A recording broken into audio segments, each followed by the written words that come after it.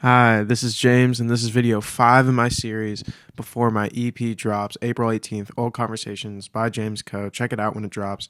And for this video, what I want to talk about is albums that aren't necessarily liked by like critics or people in online spaces that I personally love. And what really inspired me to make this was I was going to make a video just in general about the album Raw Youth Collage by Muramasa. I love this project. It's super influential to my own music, but just in general, I love it. I love listening to it. I was so confused when I looked up to find out how many people like actively view it as like a bad project. Like, I mean, like I've shown this to people and they usually like it. And what I think it is that if you take in a project in that year's context, it's very self-serious, because what it is, if you don't know, is its producer Muramasa. If you didn't hear his like stuff he did with like ASAP Rocky, or like when he was younger, like he's done a lot of Pink Panther stuff. He's built up like a good production discography, and even in his own, and his real like branch away from just doing like these kind of songs that are very dated to like 2018 2017, with bigger artists, was this album where he even has his own vocals on some stuff, and he wrote a lot of it. It's really, really genuine, and that's what I like about it. And the thing that people criticize is he has this very like self-serious, almost narcissistic way of talking about all sorts of issues, in the sense of he has these very like general like statements, like there's even a song like No Hope Generation, which while I do think that's a little corny, I still love the song. Like they compared him to Morrissey in it.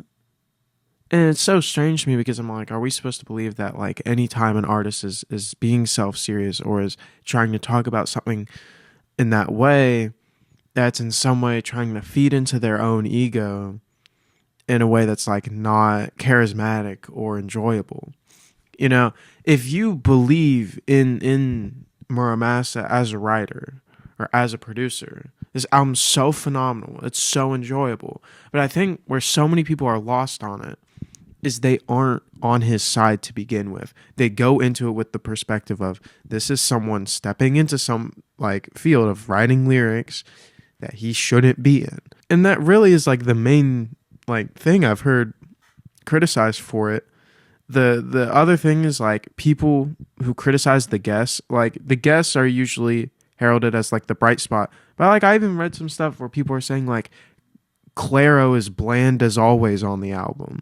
And it's like, now Clairo's definitely gone through a whole like transformation in her own sound, but I mean like it's led people to recognize her earlier work in a more critically like positive way.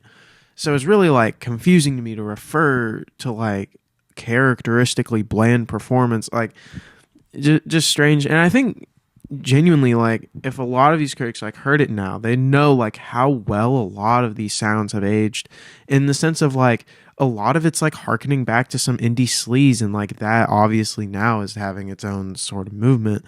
And yeah, Raw Youth Collage, check it out. Next I want to talk about Indicud. Now this project is, I understand why people wouldn't like it. It's not something that I feel like is that revolutionary.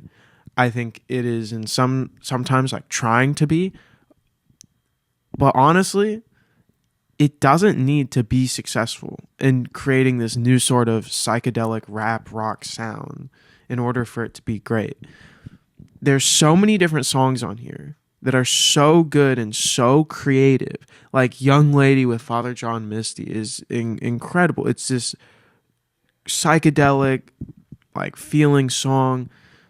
It's got a strange sort of hook that's very memorable and it sticks with you. That's not even like the only one that's like that. I mean, there's a song with Haim in it, and like, not to mention like the rap features on this project are crazy. Kendrick's on here, Rocky's on here. They both give like great performances. And the weirdest part of all of it is that like the songs from it that people seem to like aren't the songs with these features. Like, this is another example I think of people in a time seeing who was on here, making assumptions of that this is going to be some like someone trying to do something or stepping too far into this other place, and it's not going to pay off. So then people don't enjoy it because the whole time they're telling themselves this isn't natural for this artist. This isn't what they're supposed to be doing. And in reality, if you just go into it with an open mind, and if you believe that the artist is being genuine, you'll realize that they are genuine. This is a good faith attempt, and it's honestly successful so many times on the project.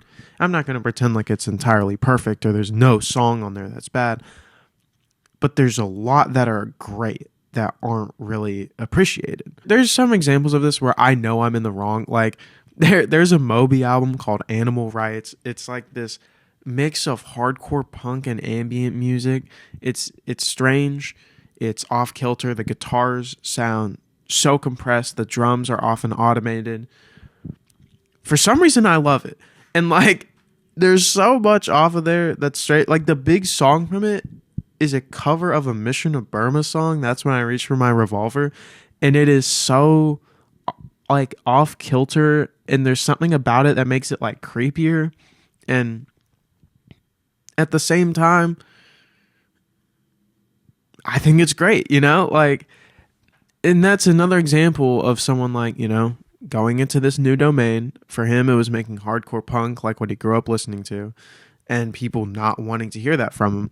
And in general, like, I understand this one way more than I understand the Indica, like, hate, because with this, there's like moments where it's not successful and it is rough. It is hard on the ears. It is not it. And it is so against everything that was going on at the time. And it was also, it's still not like in fashion. I don't know if there's going to be a time where hardcore music with automated drums will be viewed as like a good thing. But for me, who just enjoys that like type of experimentation, I love it. And for the last one, I want to talk about like the Bleacher's last album, Jack Antonoff's project. It's something that I really like. There's a lot of things from it I like. And the biggest knock on it is just that it's a Bruce Springsteen copy. I'm not mad at it. Like what? Like I don't get why something being a copy, if it's done out of love for it, is that bad. If it's still using these new production techniques, if it's still like it's providing for an absent space right now that now because of Bleachers, I don't want to credit like certain people, but like Sam Fender and Bleachers, both of their last projects are really, really similar in a lot of ways. And they're both filling up a gap that isn't being filled right now so that there is a group of people that can be satisfied with what it is. And it's successful in that. So when a lot of criticisms of it are, oh, well, like it's so close to Springsteen. It's just not as good. It's just not as good. It's like, well, yeah, but it's doing the same thing for new people now. Like, is it nearly as impactful or as popular or influential as Springsteen? No. But who is? Like, if you went into every Coldplay album being like, this should be better than Radiohead, you'd be disappointed every time. But that's like, and people do that and they end up hating the music, and it's like, well, like, why would you set your expectations so high? And because of that, it kind of leads it to getting this unnecessary hate. Check those albums out if you haven't heard them. And thank you for listening. If you like this, subscribe and check out my EP dropping April 18th.